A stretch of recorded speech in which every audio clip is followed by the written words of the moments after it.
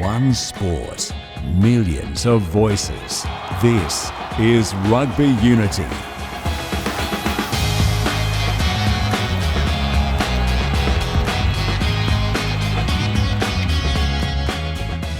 Hello everyone, this is Rugby Unity. I am David Pembroke, and Eddie Jones, the Lions, fresh from thumping the Force on Saturday night, are looking ominous. It was a reasonable performance, but I think you have to look at the context of the game, that the Force were, are a weak side in Super Rugby to start with, and not without some of their best players. They certainly struggled to compete, and it looked like they hadn't done much practice for the game because they were all out of sorts, the Force. Focusing on the Lions, though, is it the sort of preparation and sort of match that you would like? Because certainly in the first half, the Force competed hard, dominated possession, dominated territory, and certainly they did ask a few questions of the Lions. Oh, yeah, but, like any game of rugby, it's 80 minutes and I'm sure the Lions are happy to do their fair share of defence at the moment because, particularly with Andy Farrell in charge, they'll be a more defence-orientated team, and it looks like at this stage they'll play, quite a strong, simple power game and focus on their defence, creating mistakes in the opposition, playing off the back of that. Do you think that he would have been quite comfortable that they spent so much time in defence, and that perhaps may have even been preferred as part of the preparation? No, I don't think he'd be happy or unhappy about it. I think it's just as the game goes, you don't go out there and say, we'll give them the ball today unless you're South Africa in the old days. That'd be a good, strong hit out for them and probably sorted out a few selection issues for them. I think that's the main thing at this stage. When you say that, what do you mean? Who caught your eye and who put themselves into the frame for selection for the test teams? Well, I think Stewart and Porter, at tight head and loose head, both showed themselves to be, genuine starting chances, and had loose head with Genge playing well in the first game and obviously Furlong there from Ireland, who's at his best is close to being the best tight head in the world. So they've got good depth in that area. Finn Russell looked like he's going to be the leading 10 in the team. Looked pretty comfortable in that role. Seemed to run the team how he liked it, and had some nice touches on the ball. And Pollock's an interesting play. He's like a modern-day Skinstad, back rower, loose, lively, got a bit of go about him, good skill set, can come on and do something a little bit brilliant in the game. Elliot Daly was another one who certainly caught my eye at fullback. Yeah, he's certainly regained his form. He's a very classy rugby player, has a beautiful kick, good sense of support, understands the game really well. He's probably one of the higher intellect players. He sees the game pretty clearly. A lot of 10s like to play with him because he gives them good information. I'm sure Finn Russell benefited from his information on the field. The man of the match was given to the Irish lock McCarthy. What did you think of his performance? Yeah, well, they usually give man of the match to the bloke who makes the biggest run at the end of the game, mate. That is the most uneducated view in the game. But he's a Itoje type player in attack. He's a good, strong runner, gets his head and shoulders through. Created, if you look in the Six Nations, a lot of the tries that Ireland score, particularly close to the line, come off the back of his runs because he tends to get his head and shoulders through. He's a good, strong player, mate. So you're Andy Farrell. You've now had 2 matches. What does it look like now in terms of the preparation heading towards the Reds on Wednesday night? What sort of work are you starting to put into the team? Well, I think the big thing is combinations, mate. You'd be starting to think about, what is your team against in the first test game to look like, and then maybe playing certain combinations in the game against Queensland, and then the following week play maybe close to 80% of your starting team in that game So they're building that cohesion. You know, Ben Darwin, as you know well, has made a living out of emphasising cohesion, and it's certainly a big part of putting together a team like the Lions, where you've got, you know, players from 4 different countries coming together in a short period of time to become one team. So that selection will be the main thing, mate, I think. Mm.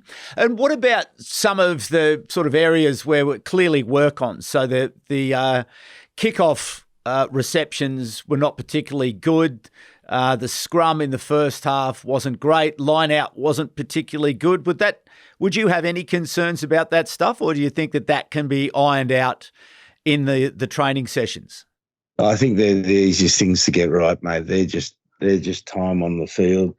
You know, kickoffs again, it's the first time I've heard commentators for a long time say something quite educational, that they were talking about how complex action it is. You've got the jumper, you've got the front lifter having to move in response to the jumper, and the back lifter timing his lift. So, yeah, that'll be done by time before and after training. You know, they've just hit the ground in Australia. They haven't had a lot of training time, so they'll fix that. Line out's a similar thing. You know, they're coming from 4 different countries, 4 different signs, 4 different ways of doing line outs, so they just need some time together. And, you know, if you go back to the scrum, when Stewart and Porter comes on, it becomes a different scrum. And so if you're then the coaching against the Lions and you're Joe Schmidt, what have you seen and how has it probably impacted some of your thinking? At this stage, it probably hasn't impacted at all, mate. You know, they played a pickup game against Argentina, had a stroll in the park against a weak team in Western Australia. Yeah, Joe will have a pretty good idea of how they're going to play. It looks like they'll base their attack around Finn Russell at 10, which is one of the things that may be more difficult to get cohesion in for the Lions, because if you look at how Ireland play, they play a fairly direct, systematic style of play, and probably, you know, the vast majority of the team, at least 5 or 6 of the starting team, will be Irish players. And then you got Russell, who likes to shift the ball from side to side more. You know, plays like a semi-swing attack where they try to compress defenders to one side of the field and then move the ball with back swinging from the opposite side of the field to gain numbers, which is a more complex style attack. Takes a lot of energy, particularly from the back 3. So that'll be one of the things that they'll be trying to work out. Is that the best way for them to tackle? Do they play the more sequence, more direct style of the Ireland, where they play tighter to the gain line, play tighter together, shorter passes, based on you know, really out-phasing the opposition to a large extent, or go for the bigger plays like Finn Russell likes. Mm. Would you think that if required, do you think that Finn Russell can adapt his style to meet that Irish framework, that Irish approach? Well, I think he's a good enough player to. There's no doubt he's a good enough player to adapt to any style of play. But whether he's comfortable doing it, you know, I think one of the most difficult things of coaching at international level, particularly when you've got really good players, is asking them to do something different, because they're thinking, well, I'm a good enough player. Why do I have to do something different here? Yeah. Yeah, and it's the selling of the idea to them.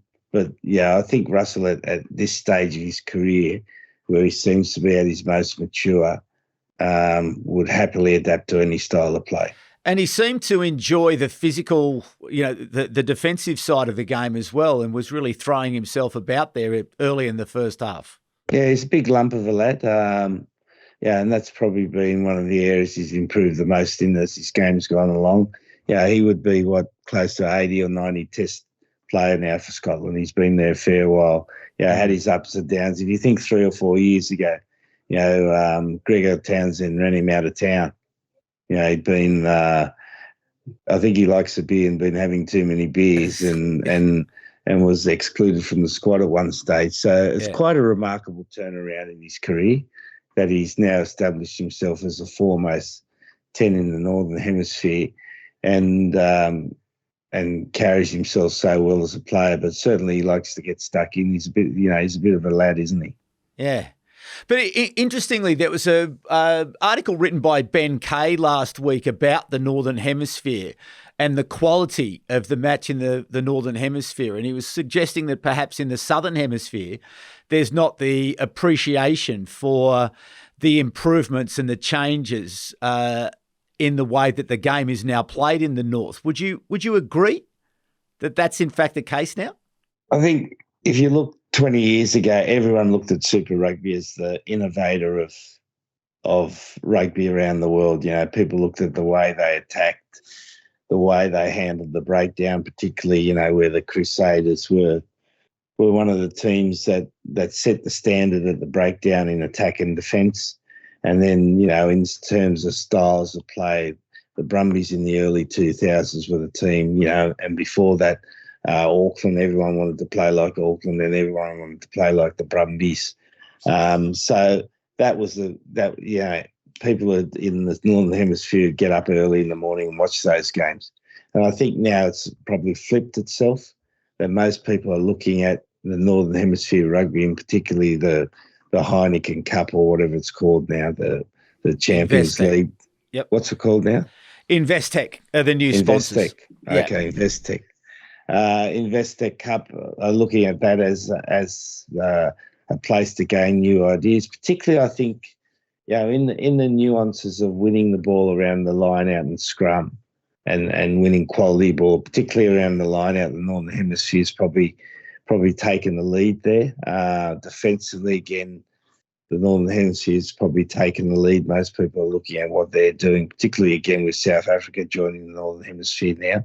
And attack-wise, you know, their kicking game is, I would say, much more sophisticated, much more planned, more accurate, because they do it more than the Southern Hemisphere.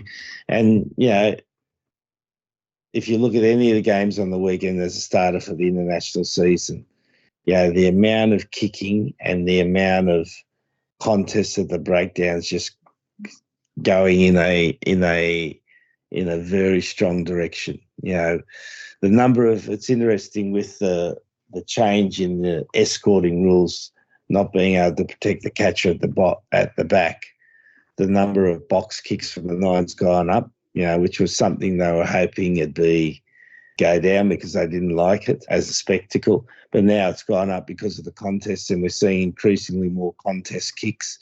And, you know, kicking is not going to go away in rugby. Whatever you do in rugby, change the laws, change the interpretation of the laws. Kicking will be an important part of the game. And so your game on the weekend against the Maori, did you see similar types of play? Did you see similar actions to what we were seeing there in Perth? Well, I think the third part of the game, you know, the contest in the air, the contest on the ground, the third part is that the game increasingly, and we again saw with the Lions of South Africa in their early games and Maori All Blacks in the second half against us, is it's just become a huge power game.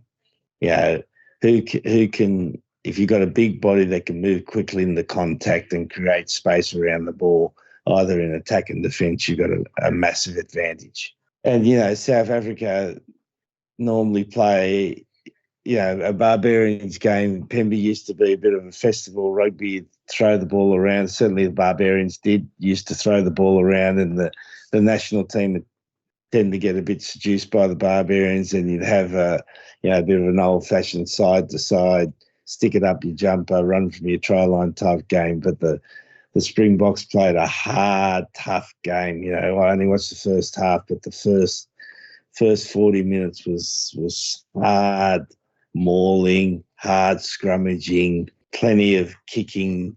I don't think they played out of their own half. They played anything longer than 2 phases before they kicked. Yeah, and the only time they keep the ball is once they get into 22. So you're seeing this pattern in the game where you come out from your 22. Both sides rarely play more than 2 phases. 22 to 50, again, it's 2 or 3 phases before you're kicking. You get into the 50 to 22, It's probably going up to more 4 and 5. And once you get into 22, then it becomes another game, just a complete power game. And we played really well the first half, led Maori All Blacks 17-15. But in the second half, we had a sin bin early in the game. They got a bit of a run on and we just couldn't handle their power, particularly in the backs, their big men running hard. So listen, before we move on to further discussions about what might be happening against the Reds this week, just a quick look back to Dublin and the performance of Argentina. It was really an outstanding win by the Argentinians. Yeah, they got a very strong team at the moment. You know, if you look at the individuals within the team and the depth they've got a very established team. They've got enough young players coming through to give it a bit of freshness. But they're deservedly, in the top 6 in the world. Again, strong around the breakdown, play a very good kicking game, and they got big bodies, mate. They're a big team, and they're really difficult to beat. And they scored some great tries, didn't they? They're so quick, and they took their opportunities and their combinations. It was a very entertaining performance. Yeah, they've always been good on the counter, the Argentinians. Maybe that comes from their football or soccer background, where they see space really quickly and can move the ball quickly to space. They've got their soft skills have developed over the years. Before, if you remember the first Argentinian sides that came in the 80s to Australia, they were scrummaging, kicking type teams. What was his name? Laporte. Hugo Porter.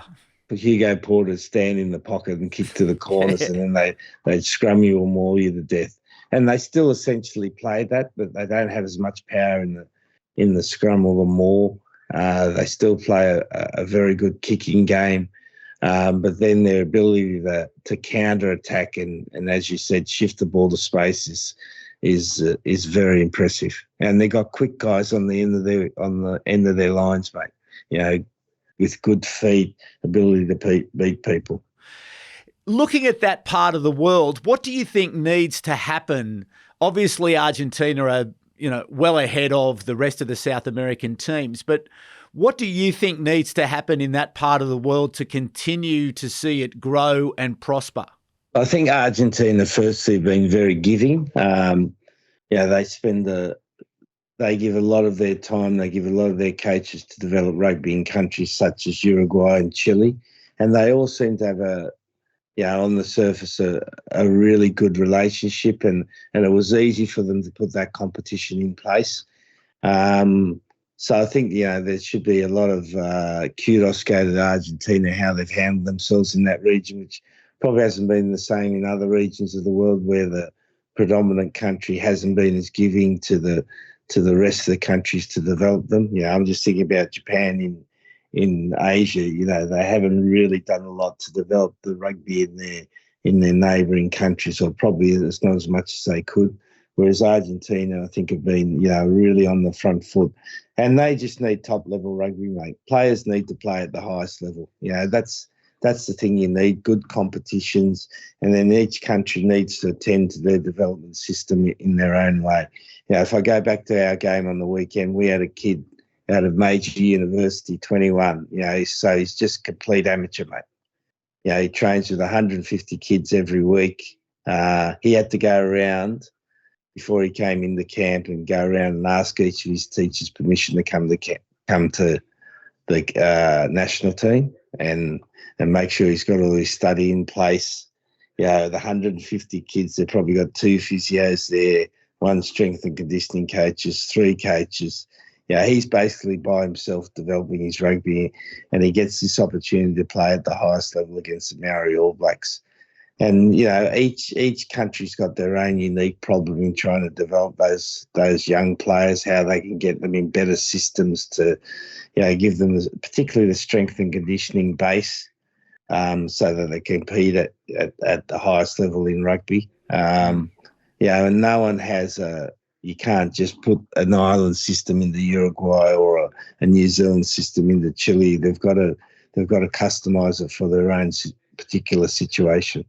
So, Eddie Jones, the caravan moves on to Queensland and the match between the Lions and the Reds. What would you expect to see on Wednesday night? Well, I think it'll be a fairly emotional night for Les Kiss. I'm anticipating that it'll be his last game as the Reds coach before he moves on to the Wallabies. So he'd be wanting to farewell his team and his fans with a spirited performance. So from the young Queensland side, you expect them to probably rip in pretty hard, be fairly physical, try to upset the Lions in and around their set piece and around the ruck, and try to upset the Lions tour to a large extent.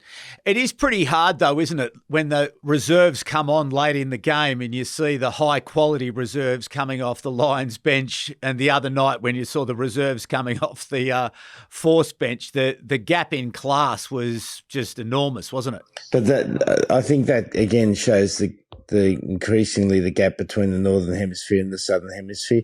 If you think back to our time with the Brumbies, which is a long time ago now, but yeah, we were able to compete on all fronts against the Lions at that stage, and we had 8 or 9 players in the Wallaby squad, and we were able to take them to the nth degree of the game, and weren't quite good enough in the end. That still irks me, that loss against the Lions. We will go there, because I was about to say that, because once we finish in Queensland and Sydney, the team arrives in Canberra, and I'm with you on 2001, because really I think in terms of your coaching career, that planning that went into that match when you took the players to New Zealand, you got the team right, you brought them back, and it was so close. It was so close to that historic victory, wasn't it? Yeah, it was. But, the depth of our players were good. The guys who came off the bench did a good job. We even brought Paddy Howard back from Leicester to play in that game. So I'm a bit surprised, that the Australians haven't got greater depth, but having, spent a year there a couple of years ago, I understand why. It again just reinforces in Australia how it's important to get their systems right, their development systems right, because they're not right at the moment. To use the excuse we haven't got strong enough players, I think for a established rugby country like Australia is not satisfactory, mate. Mm.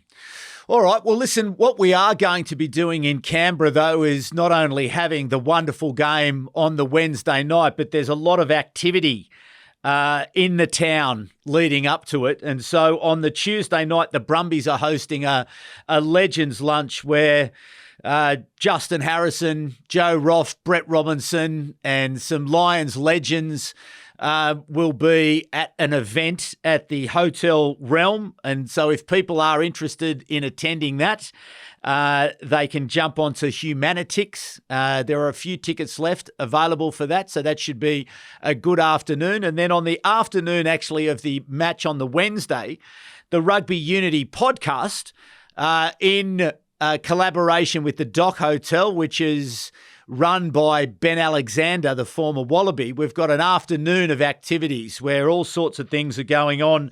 So again, the same thing. If you're interested in attending that, jump onto the Humanitix platform and get your tickets for the first live Rugby Unity podcast. So that will be a great afternoon. And a final thanks just to World Rugby and to Dom Rumbles, the communications director there. I was invited the other day to attend a briefing that they had for the broadcasters, where they went through a whole series of activities that they've been looking at, from player safety to improving the game, to the rankings. Interestingly enough, Eddie Jones, they were talking about the importance of the matches coming up for rankings for the 2027 World Cup. So, for example, your upcoming matches against Wales will be critical in terms of where Japan will be seeded for that tournament, along with all the other teams competing for spots and competing for ranking spots in the 2027 World Cup. Yeah, it's a little bit different, obviously, the next World Cup with, 24 teams? 20 teams. How many teams are competing next 24. World? 24. 24. Yeah, and there potentially teams like Hong Kong come into the mix. And, we played against Hong Kong 3 weeks ago with a Japan 15 side, similar to what played against the Maori All Blacks. And, we beat them by 60 points. And they were a long way off, being competitive at a World Cup. There'll be maybe it'll go back to the mismatch type games that used to happen 20 years ago at the World Cup. But certainly, you want to try to get in that top 2 rankings in each pool. That helps. But if you don't, then, like every World Cup, you just got to front up and show up at every game. And if you're not a major country, you just got to try to be at your absolute best and hope they're a little bit off and you can catch them. But for me, it was a really interesting briefing from World Rugby where they went through the critical few framework with the referees James Dolman and Holly Davison. They were looking at the player safety stuff. They were looking at the accelerated disciplinary process. So anyway, great initiative by World Rugby there to educate ahead of what are going to be important July internationals. And for you, Eddie, what's your expectations as you sort of look towards these important 2 matches that you have against Wales coming up? Oh, obviously the expectation is to win, mate. We've got the Welsh side's a similar side in age profile to us. Both teams had old teams at the last World Cup. I think Wales had the oldest team and we had the second oldest team. So that's necessitated for each team to bring a new group of players in. Normally when you play Wales in this cycle, the Lions cycle, you get a side that's slightly under in strength because of the number of players in the Lions squad. But because of Wales' predicament at the moment, they've only got 2 players in the Lions squad. So essentially they're bringing their strongest squad available out here. So, we're playing at a unusual ground. Not many of our players have played there, in Kitakyushu, which is north of Fukuoka in the Kyushu Island. It was the industrial center of Japan, a factory area, and they've built this beautiful stadium that's already sold out, 20,000 right on I think it's the Pacific Ocean. Correct me for my geography if I'm wrong. And the backdrop is the ocean. And it's quite a picturesque ground. And we're playing there at 2:00 on Saturday afternoon. Temperature here's been anywhere from 30 to 33. So it's going to be hot. So if we can get out of the gates really quickly and put the Welsh under pressure, then, I think we're a very good chance of winning the game. But it's going to be a tough old game. Very good. Well, best of luck to you for that particular match, and you'll be pleased to know that we have got through an entire program without mentioning R360, and I'm going to leave it right there. I have promised I promised the producers I wouldn't talk about it, and I did have a mate. I ran into him yesterday, and he said, "Why don't you drop it, Pemby? You've had enough of a go at that." So anyway, I'll keep a weather eye on it, and I'll be looking at it. You're losing, mate. It's still coming. Oh, it's still coming, is it? Righto. Okay. Well, I was talking to someone in London during the week who told me that it's not coming. So anyway, at some point it may. Let's wait and see into the future. But listen, thanks again, Eddie Jones. And actually a particular thanks for Eddie Jones this week. We had to change the days for the recording. So he had to get up today. He was up at 4 a.m. this morning for the recording that started at 4:30 a.m. Japanese time. So a very big thanks to you for doing that for the program today, mate. And to you, the audience, thanks for coming back once again. Very grateful for all of your support, all of your questions, all of the engagement on social media. Please keep it coming. Please keep asking those questions and we will keep responding.